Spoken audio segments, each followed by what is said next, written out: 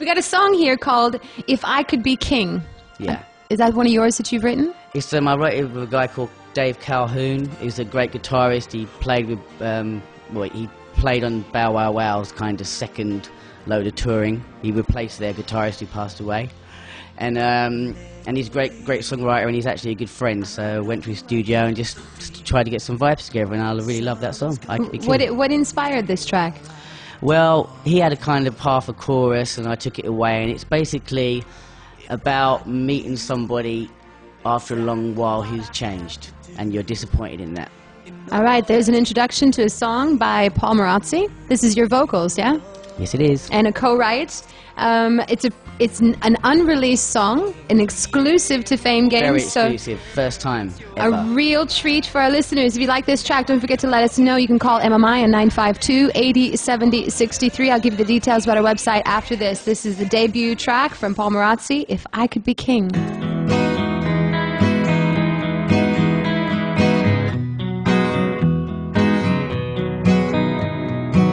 Why don't you wake up and smile you got sleeping?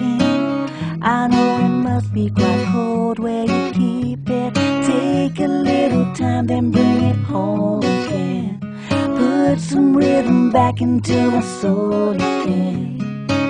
I wonder how I could fit in your world, but if only I could be a part of it. I could be king and rule over this land, or I could be a big shot superstar in a rock and roll band, or even as a president of a government who had a vision how to save the world. I could never be as one. That's a really cool title for a song. I always have this standing joke with my parents. I always say to my mom, I say, you know, you wear the pants in the family, but my dad is king. You know, it's this both are very strong-willed type of people. All right, it says here on my notes from Paul Sidkowski, the MMI music man, my nickname for Paul. Right. Two Pauls in the studio today. You met Jonathan Ross. Yeah, we actually did his radio show. We played live on his radio show. It was actually caught in the middle. We had played live, and we'd done another song. I don't remember what he did. He's a funny guy. Very, very cruel. He's very cruel when he's on air. When he's off air, he's really, really cruel. Any comments from him that you remember that stand out?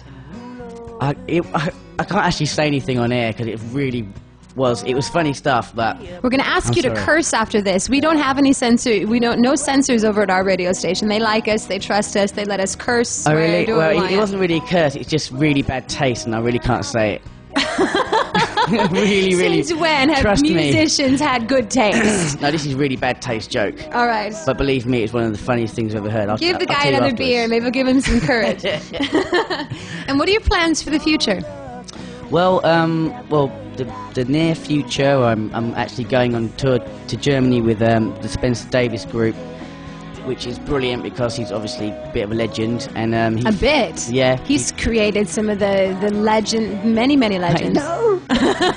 And he actually phoned me up about 3 weeks ago and just said, I really like your voice and I like your songwriting. He wants me to write with him and sing some songs on his tour. So. How did he get your number? Well, his mum went to school with my agent's mum. Oh, fantastic. And they're both from Swansea, and Welsh people really do stick together, as we talked about earlier on. Yeah. And we like Welsh people. Yeah, inbreeding and all. Lots of Welsh friends. Even the extra toes, I love it all. Sorry about that, any Welsh people. So do you have any visions of breaking out as a solo artist one day, or are you kind of taking it one day at a time? I'm going to let things come to me, and if they do it, I'm not going to obviously dodge anything like that, but I'm just going to try and enjoy just being around music, and whatever happens, happens. I like that attitude. Before I ask you my Actors Studio questions, which are going to come up at the very, very end of the interview, you know a little bit about us and MMI now. Yeah. You didn't when you first got here a few hours ago. I was incredibly insulted. I walked out and said, okay, you talk to Paul because you don't know anything about us. Why should you know? No, I'm just joking. We have a little band here.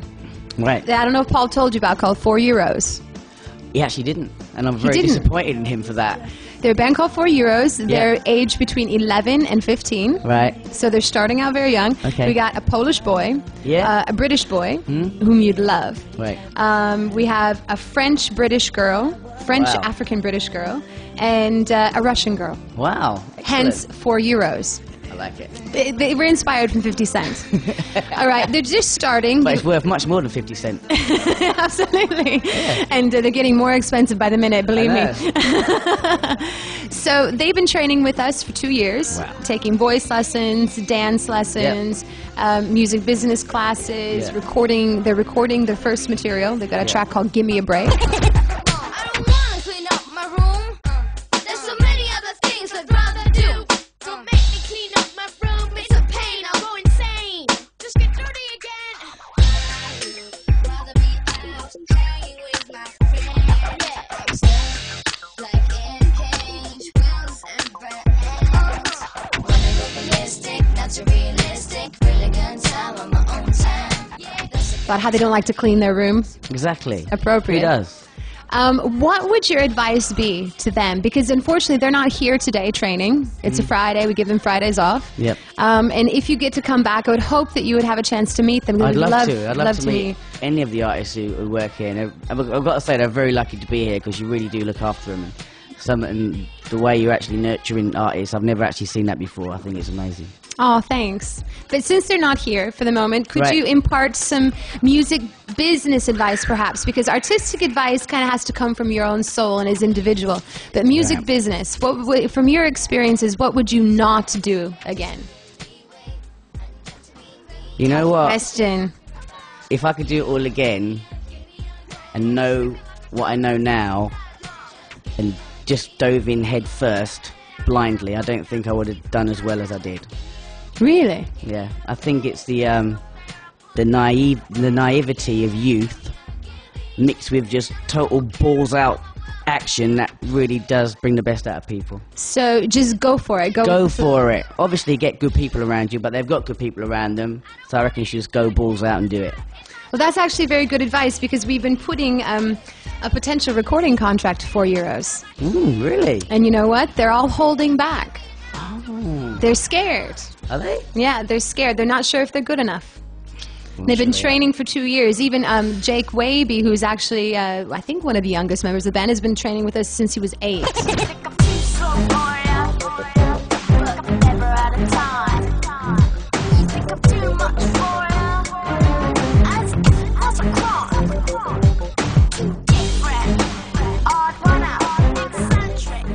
Wow. And he is a showstopper. Yeah? An absolute showstopper. Loves Robbie Williams, so emulates Robbie Williams Oh, wow. to no end, Well, you that's know? one person to emulate, isn't it? Yeah. He is a showstopper. I think you would be fantastic influence on them. It would be lovely to have you come back to MLI. I'd love to. I'd love to meet them. Before I ask you the Actor Studio questions, is there any other songs you'd like for our listeners to hear? I would really like to hear some more of your stuff. Really? Yeah. Okay, well, this is a little bit different than the stuff I usually do. It's quite a hard rock track, a bit kind of Lenny Kravitz-y, and it's called Lifted. Here we go.